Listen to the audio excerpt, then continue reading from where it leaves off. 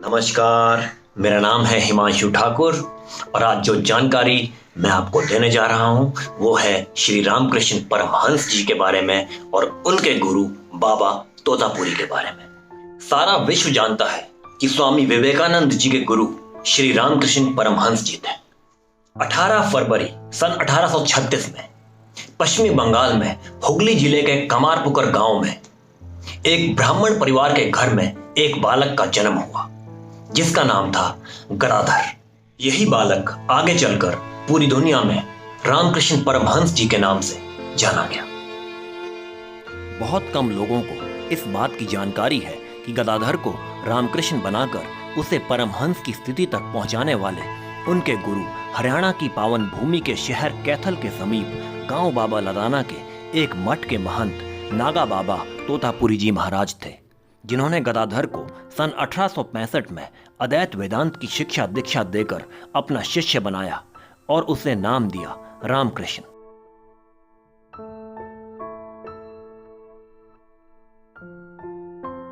अठारहवीं शताब्दी की समाप्ति से लगभग 20 वर्ष पूर्व बाबा लदाना गांव में एक सात्विक जाट परिवार में एक ऐसे बालक का जन्म हुआ जो शैशव अवस्था में ही आत्मसात योगी के समान स्वच्छंद मन रखता था। गांव के अन्य बालकों की भांति उनके माता पिता ने भी उन्हें पशु चराने के काम में लगा दिया। ये बालक अपने माँ बाप से परामर्श लेकर प्रातःकाल को पशु चराने के लिए जाता और सायंकाल होते ही घर वापस लौट आता। थोड़े समय बाद परिवारजनों ने बालक राजू की आत्मलीनता तथा आत्मसात रहने की भाव भंगिमा को देखते हुए बालक राजू को स्वेच्छाचारण की अनुमति दे दी और यहीं से बालक राजू का उत्कर्ष शुरू हुआ। कुछ समय बाद बालक राजू ने महापुरुष दिव्यानंद सरस्वती जी से दीक्षा ले ली और अपने घर से लगभग 150 मील दूर जाल के वृक्ष के मध्य अपना आश्रम बना लिया। धीरे धीरे उस बालक की ख्याति बढ़ती गई और वह तपस्वी बालक राजू आसपास के क्षेत्र में बाबा तोतापुरी के नाम से प्रसिद्ध हो गया। तो ये जानकारी थी बाबा तोतापुरी के बारे में। अब हम जानेंगे कि श्री रामकृष्ण परमहंस जी और बाबा तोतापुरी की मुलाकात आखिर कहां और कैसे हुई। रामकृष्ण परमहंस जी ने अपना ज्यादातर जीवन एक परम भक्त की तरह बिताया। वे काली के भक्त थे। उनके लिए काली केवल एक देवी नहीं थी, बल्कि वो एक जीवंत हकीकत थी। काली उनके सामने नाचती थी, उनके हाथों से खाती थी, उनके बुलाने पर आती थी और उन्हें आनंद विभोर छोड़ जाती थी। यह वास्तव में होता था। जब वह उनके भीतर प्रबल होती तो वह आनंद विभोर हो जाते और नाचना गाना शुरू कर देते। जब वह थोड़े मंद होते और काली से उनका संपर्क टूट जाता तो वह किसी बच्चे की तरह रोना शुरू कर देते। रामकृष्ण की चेतना इतनी ठोस थी कि वह जिस रूप की इच्छा करते थे वह उनके लिए हकीकत बन जाती थी। हालांकि रामकृष्ण का शरीर, मन, भावनाएं परमानंद से सराबोर थे, मगर उनका अस्तित्व इस परमानंद से परे जाने के लिए बेकरार था। उनके अंदर कहीं ना कहीं एक जागरूकता थी कि यह परमानंद अपने आप में एक बंधन है।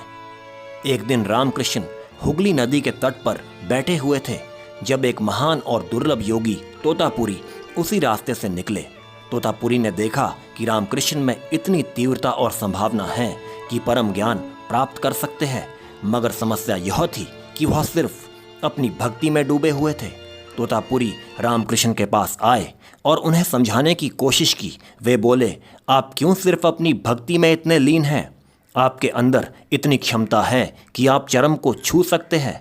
रामकृष्ण बोले, मैं सिर्फ काली को चाहता हूँ, बस। वह एक बच्चे की तरह थे जो केवल अपनी माँ को चाहता था। तोतापुरी जिस परम ज्ञान की बात कर रहे थे, रामकृष्ण की उसमें कोई दिलचस्पी नहीं थी। तोतापुरी ने उन्हें बार बार कई तरीके से समझाने का प्रयत्न किया, लेकिन रामकृष्ण मानने को तैयार नहीं थे। फिर तोतापुरी बोले, यह बहुत आसान है। फिलहाल आप अपनी भावनाओं को शक्तिशाली बना रहे हैं, अपने शरीर को समर्थ बना रहे हैं, अपने भीतर के रासायन को शक्तिशाली बना रहे हैं, लेकिन आप अपनी जागरूकता को शक्ति नहीं दे रहे। आपके पास जरूरी ऊर्जा है, मगर आपको सिर्फ अपनी जागरूकता को सक्षम बनाना है। रामकृष्ण मान गए और बोले, ठीक है, मैं अपनी जागरूकता को और शक्तिशाली बनाऊंगा और पूरी जागरूकता के साथ बैठूंगा। फिर रामकृष्ण जी ने कोशिश की, मगर जिस पल उन्हें काली के दर्शन होते वह फिर प्रेम और परमानंद की बेकाबू अवस्था में पहुंच जाते। वह चाहे कितनी भी बार बैठते मगर काली को देखते ही उड़ने लगते। फिर तोतापुरी बोले, अगली बार जब भी काली दिखे आपको एक तलवार लेकर उनके 2 टुकड़े करने हैं। रामकृष्ण ने पूछा, मुझे तलवार कहाँ से मिलेगी? तोतापुरी बोले, वहीं से जहाँ से आप काली को लाते हैं। अगर आप एक पूरी काली बनाने में समर्थ हैं तो आप तलवार क्यों नहीं बना सकते? आप ऐसा कर सकते हैं।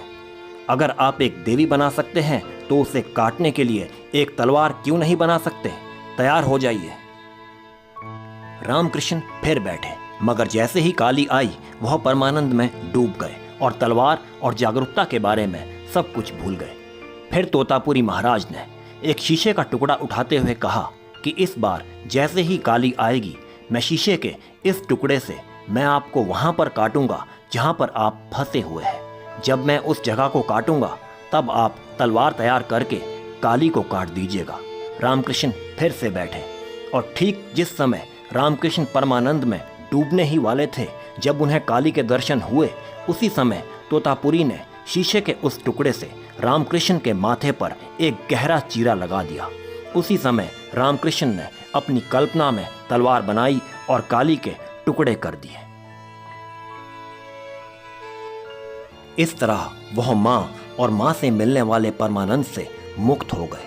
अब वह वास्तव में एक परमहंस और पूर्ण ज्ञानी बन गए। उस समय वह एक प्रेमी थे, भक्त थे, उस देवी के बालक थे जिन्हें उन्होंने खुद उत्पन्न किया था।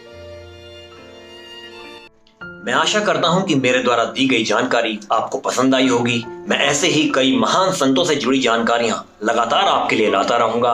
और हाँ, अगर आपको मेरा वीडियो अच्छा लगा हो तो इसे लाइक जरूर कीजिएगा और मेरे चैनल को भी सब्सक्राइब जरूर कीजिएगा, ताकि आपको मेरे द्वारा बनाए जाने वाला हर एक वीडियो लगातार मिलता रहे। तब तक के लिए धन्यवाद।